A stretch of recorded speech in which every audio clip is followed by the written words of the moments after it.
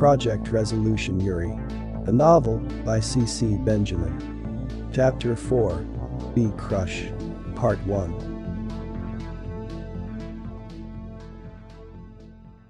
There was an old pop song that said, Proxima, city of night brightness. City of night screams. Proxima, city of joys.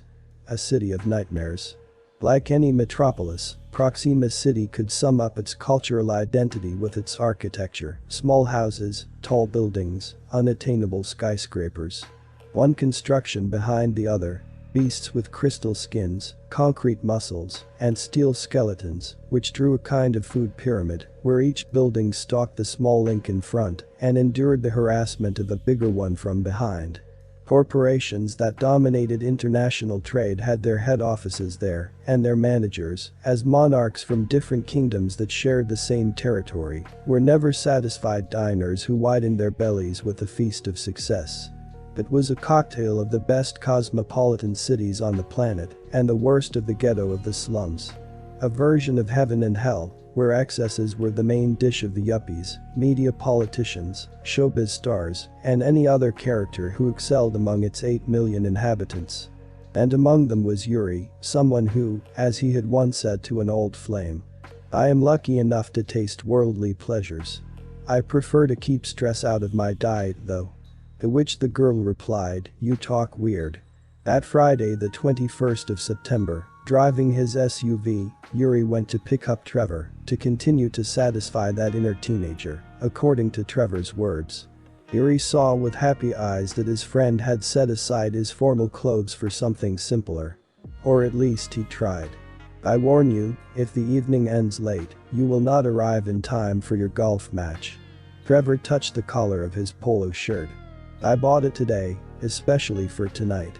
And it's better than I can say about that white shirt so bland you're wearing." Hey, I'm not criticizing you. That you don't wear a suit and tie is already quite a breakthrough. According to Yuri, Trevor Hammond's dress code was an accurate depiction of his personality, too clean and conservative, so respectful that made one uneasy. No one could be as perfect as he appeared to be. Trevor had to have an important dark side covered with several layers of exemplary behavior, ready to uncover after an outbreak of madness. Even though that day wasn't here yet, and as time went on, Yuri thought it might never come. Perhaps Trevor's unwavering good manners had been fortified by the harsh upbringing he had received from his father and by his mother's strict religious doctrine. Trevor found 2 copies of Loud on the car dashboard. Both cards were activated, projecting their covers in a miniature version, lightening up the cabin with their holographic colors. A half-naked Yuri in all his former glory, and the title, "The Best Models of the Decade." "Those will be the souvenirs for the girls," Yuri said. "You do know how to sell yourself, right?" "You can ask my boss," Yuri joked, stepped on the pedal, and went for the other part of his retinue. Both girls were in their 30s, blonde and sophisticated, covered in jewelry and lightly dressed, too skinny for their own good, though. Mint and Strawberry, Trevor called them, watching them approach the car. "Are those their real names? You must be kidding me." "No. And they have a brother called Kiwi. Their parents were from a naturist cult." "Where do you get these people?" "Pieces of my past life. And now, show some respect, mister." The Mint and Strawberry sisters were the hottest supermodels on the catwalk for an entire month, 10 years ago.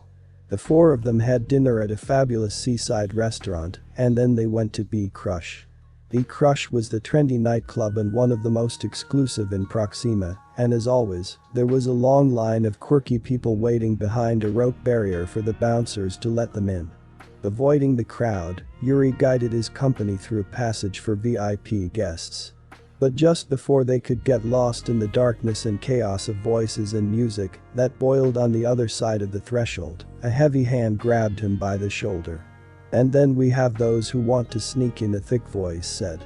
He turned around, a little scared, wide-eyed, and stumbled on a big bouncer, a 5'6", shaved-headed man that looked like he'd been a professional wrestler sometime in the past.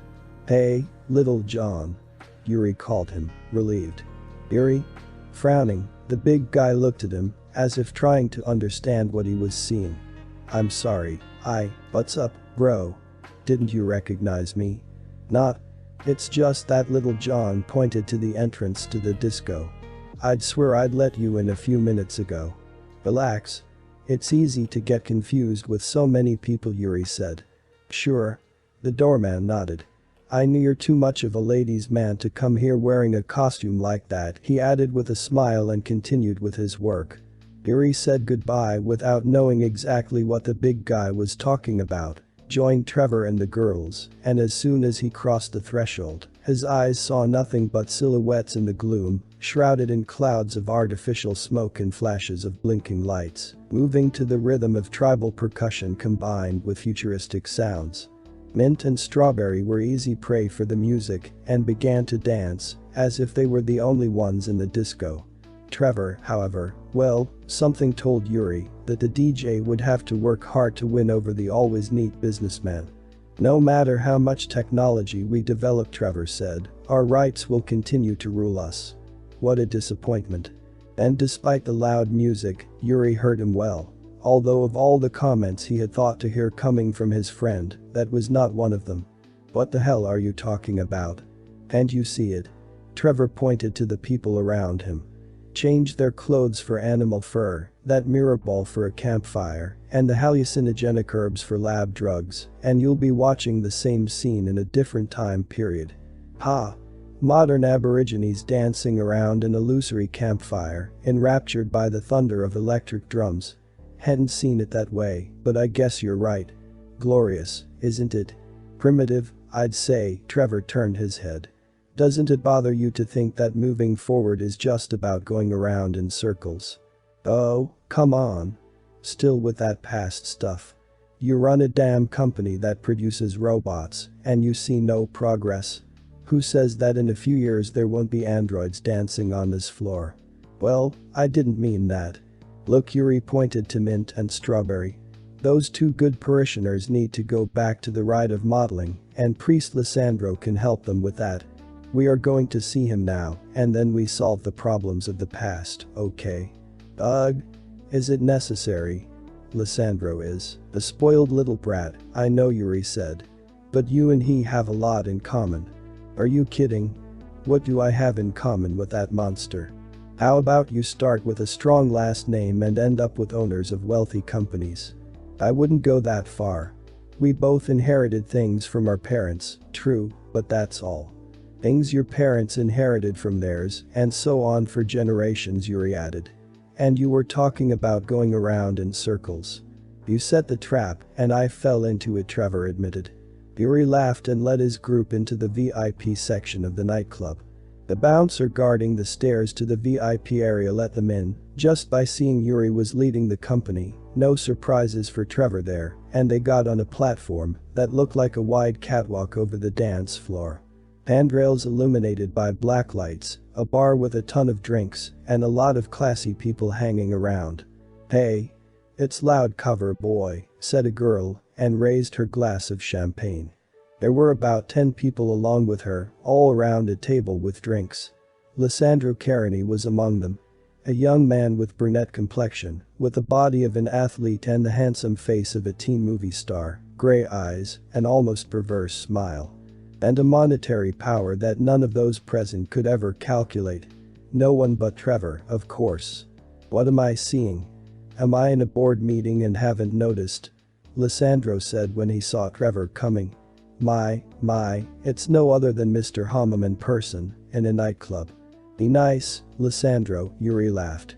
Don't make him feel uncomfortable now that I finally got him out. Trevor, shy and blushed, greeted everyone from a certain distance, but shook Lissandro's hand.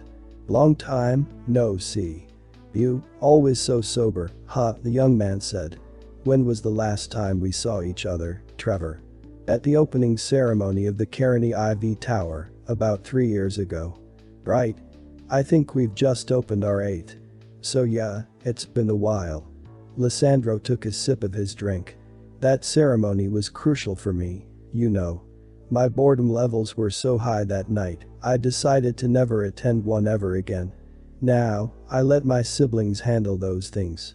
Yuri poured a glass of champagne for each of his companions and raised his. Becoming the living face of squandering was a job nobody in your family could do, but you, right, he said. Lissandro guffawed and clashed his glass with Yuri's. Can you imagine my snooty brother admitting to being the proud owner of a nightclub? Never. I'm the one who puts the fun on business, baby. You and your cousins, one of the girls remarked. Speaking of them, will they come? Lissandro checked his phone. Rebecca says she and Cassandra are going to be here soon, he announced. Please, don't drink all the champagne, she wrote. Everyone received the news with joy. Everyone but Yuri, who knew how to hide his little enthusiasm, taking that moment to give a sip of his drink. Lissandro's cousins could be the most attractive women he'd ever met, but they were also the most spoiled, mean-spirited women he'd ever met. Hey, Lissandro, I brought 2 friends here. Strawberry and Mint, Yuri introduced them. They were models for another firm, and now they are looking for. Now that the attention was on Yuri's girls, Trevor Hammond took the opportunity to retreat to the side and wait for the right moment to go away without being noticed. But one woman from Kareni's group, a voluptuous brunette, approached him and whispering as much as she could so that her comment could barely be heard above the music, she said. I know I may sound nosy, handsome, but I'll give you some free advice. Trevor looked at her, putting an effort to show his disinterest, although the woman didn't understand the sign, or didn't care, and continued. I imagine you know why this egomaniac flea bears a freaking coat as his last name, right, she added and pointed at Yuri with her eyes. The government gives it to you out of pity, when you weren't interesting enough for someone to adopt you, you know. Trevor no longer tried to hide his dislike. Wow, he answered. And I thought it was to identify in which sector of the city the abandoned child was found in case someone claimed him, not that it was the consolation prize of a popularity contest within the orphanages. Whatever, handsome. He doesn't have a real family to back him up, like you or me. I'm telling you, if you let this kind of people think you're their friend, they will claw their way up and steal your company. I know of cases like that. Trevor adjusted his glasses, somewhat annoyed. Lissandro is a charming little fellow who loves being surrounded by buffoons just for the kicks, the woman continued. And I'm sure that flea thinks he already bought his place just because he once modeled for the firm. Ugh.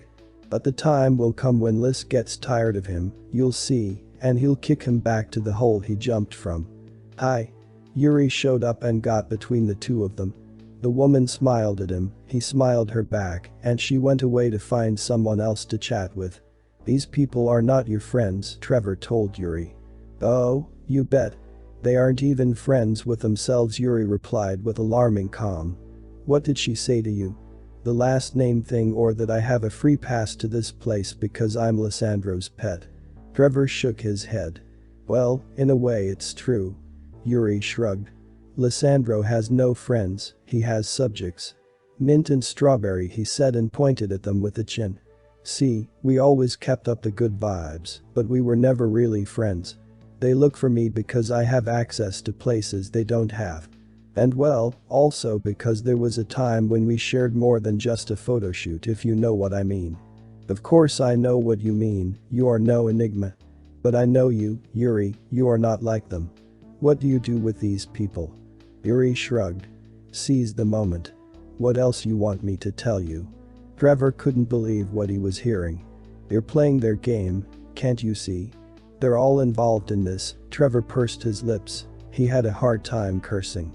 In this shitty round, waiting their turn to latch onto someone's ass and claim a slice of the cake. Whoa. 2 profanities in one phrase, bro. That's a milestone for you right there. What's the difference between you and them? Trevor insisted. Now I understand what they told you today about covering up your emotional gaps. How do you want these people not to think that, if according to their way of seeing things, you're a poor little orphan who just wants to have a good time? Yuri finished the sentence, and Trevor looked away. Who cares? Look, Trevor, maybe you don't need to socialize, because you have someone like me doing it for you. In a way, you pay me to talk to people like this.